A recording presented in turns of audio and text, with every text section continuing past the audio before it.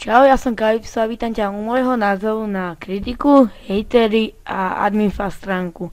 Tak začneme tým adminfastom, asi možno niekto aj poznáte, niekto nie. Stránka, na ktorej si môžete čitovať lajky, odbery, zdieľania na Facebooku, lajky na statusy a hentaj hovadiny. Ja môžem tomu povedať, že to je celkom taká hovadina kvôli tomu, že ak si čítneš napríklad 5000 odberateľov, nejak cez 6000 lajkov a jeden koment, ja nechápem, čomu to autorovi ide. Bude mať síce nejak veľa odberateľov a veľa lajkov, ale sám si to robí. Nerobí mu to fandovia, nerobia mu to ľudia, robí si to sám. Robia mu to možno nejaký Američan, nejaký z každého štátu, ale jeho to video nezaujíma. Im tiež ide len do tej body, oni si dajú body a oni sú happy. Im o to video vôbec nestojí, ale tí autori si myslia, že jo, mám 6000 lajkov, to som pán, čo?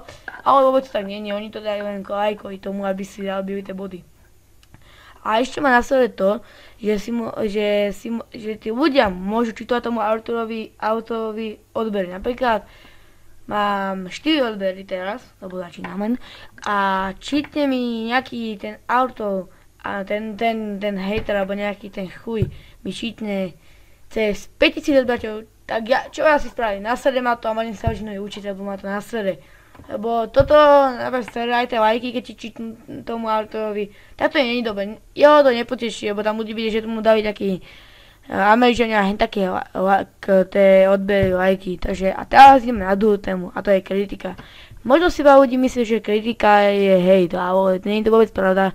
Hejt a kritika sú dva rozdiely. Kritika, ten ti dá síce dislike, teda ten človek, ale napíše ti do komentu, čo máš zlepšiť. Napríklad dám ti dislike a napíšem mu zlepš zvuk do budúceho videa, alebo také niečo.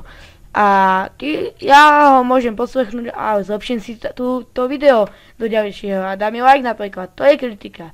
A po tretie sú to hejtery. Asi každý poznáte, čo sú to.